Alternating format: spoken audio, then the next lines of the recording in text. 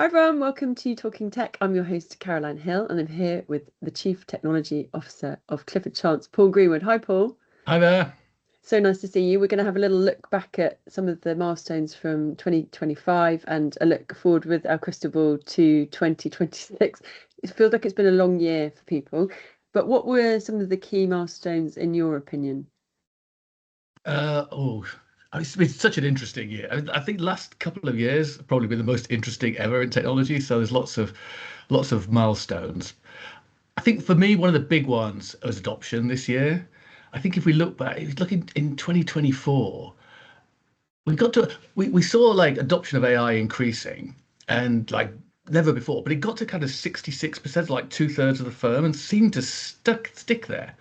And we all started to worry, is this a kind of schism in society? Because I was reading it as well. That was part of the broader trends you were seeing. And the two-thirds who were using AI were using it more and more every week. And then there was a third that just were not using AI.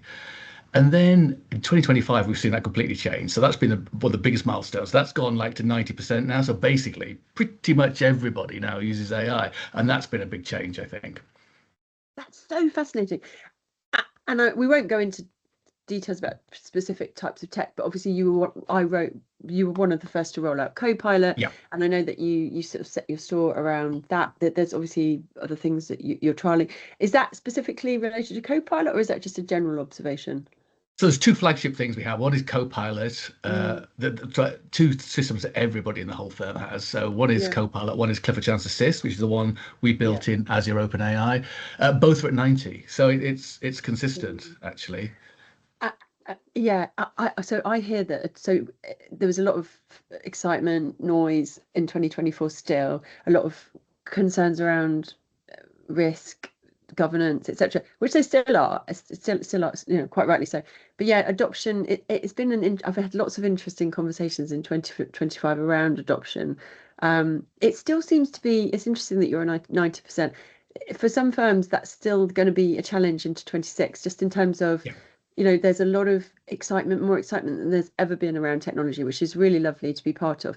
But it's like, how do you take busy lawyers who, with all the will in the world, are busy lawyers having to Very the busy. their work product? How do you get them to do things in a different way? And so it's really interesting that you've had success to that level in 2025. Yeah, I think there's a natural pause point at two-thirds. I think a lot of people will get to two-thirds. It's that last third that's the harder bit because the two-thirds just are just embracing it very quickly, I think. But Yeah. that last third you got to work at. So I mean, there's actually a Gartner case study on ours. But if people are interested, they can refer to that. But we positioned it in three phases, which was sort of phase one was IT push, phase two was business pull, and phase three sort of executive push, if you like. And that's how we characterized it. So the first bit was IT say, right, we're going to buy Copilot, we're going to push it out, we're going to guarantee it's secure, we're going to do all of these things, scale up slowly. That was the first phase, very much driven from us.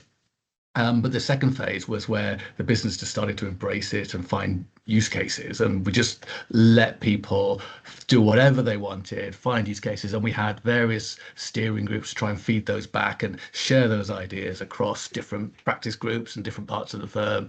And that really then accelerated things dramatically. And having got a gazillion use cases, the final stage is now starting to focus now much more on certain strategic priorities. And the million flowers bloom. That was great. That's good, great for adoption. But eventually, you've got to get to a point where you start saying, right, now we're going to really focus our resources, our time, our money on certain strategic priorities. Yes. Have you had to make any changes in terms of people? It's been interesting. It's funny that our 2025 conversation just naturally all revolves around AI. Like, Yeah, so what else is there, right? like, we didn't sort of plan it to be that way, but it's just the way it is, isn't it? And but there are other projects, right? The interesting thing and the challenging thing is obviously life goes on with normal core systems, with Yeah, everything else, which so it's interesting, is it, from a tech perspective, like you've got to do the day do the day job as well. yeah, yeah. But I mean, every other system as well is becoming an AI system, isn't it? I mean, there's Yeah, no true. vendor out there that isn't being forced to come up with its AI vision, its AI journey. because again, nobody wants to talk about anything else. So Yeah.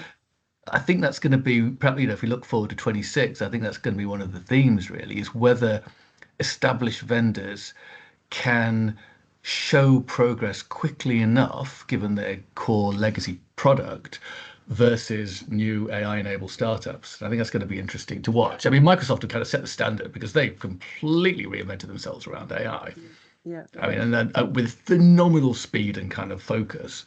And I think the legal tech vendors are going to have to do something similar. Yeah, it'd be really interesting. So, what the landscape looks like, and whether you can have a conversation without. I think it's going to start to change quite significantly, and obviously a lot of people are looking at Microsoft and how much they can revolve around that, and because obviously people want their data to be accessible. I think it's going to be a really interesting, maybe not year, but couple of years in terms of what the legal tech landscape looks like. Yeah, yeah. Yeah, Bill, one of the phenomenons you're seeing just in technology world more broadly is that the startups that are AI native, they come to it, their productivity in terms of development, product management, pipelines is so much higher than the previous generation of startups. If you look at the Y Combinator startups, how many less people, less resources they need to get to the same point versus the previous cohort, you can see that. And I think it's going to be the same for the vendors. The legal tech AI startups who've come through in the last couple of years are moving really, really fast. And the incumbent legal tech giants in our world, not giants in the real world, but giants in our world, they are going to need to accelerate dramatically to keep up and not to be eclipsed. And I think that's going to be an interesting battle. I think we'll see some of those AI startups start to trespass into territory that has previously been off limits for other vendors. So we've got into that territory already of like future gazing. Is there anything else what do you think for 2026? Is that going to be one of the key, that's going to be one of the key themes. Is there anything else you think we need to be thinking about? Oh, I mean, agents is the other big theme of Yeah. 26. Yeah, yeah. I think you're going to see that. I mean, I just got back from Redmond, and all Microsoft want to talk about is agents. That Yeah. is everything. And you're starting to see that from ServiceNow and from other key vendors, also very quickly looking at this is how they see AI going from individual productivity. Because at the moment we've given AI tools and individuals are more productive.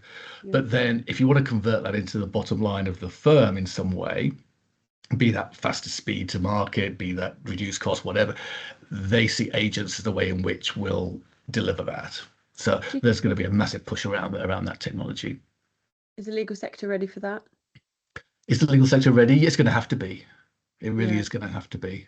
I don't think there's going to be any choice in this. Microsoft are not making it, they're not going to make it very easy for us to govern and control it. They want, I get back to the million flowers blooming thing, they want that to happen. They want lawyers to suddenly see these agents, be able to put together a workflow with simple tools that's incredibly powerful, and then Yeah. share that with their colleagues. That's the vision they have. When Microsoft put their mind to something, it's quite hard to get in the way of it. Now Yeah. we're pushing them to try and say we need more governance around this, but they're Yeah. kind of doing that slightly a couple of steps behind on purpose, I think. Yeah. So one of the big challenges for CTOs is going to be once this stuff's out there, how do you govern that? How do you control that? And how do you make sure the right things are getting the focus back to this three-phase AI approach? How do you see the right things getting focus and not just thousands and thousands of agents spinning up a variable quality? Yeah. That's Yeah. going to be a Yeah. big test, I think, for all of us in 26. It's going to be another busy year, Paul. It certainly is. It's exciting Um, stuff, though. it's exciting. It's so nice chatting to you. And maybe at the end of 2026, we can have a little revisit and, some other predictions and see how it all panned out. See whether But any of this came true or not. Yeah. yeah, I think it will. So nice chatting to you. Thank you for your time. Thanks, Caroline. See you. Merry Christmas. Merry Christmas.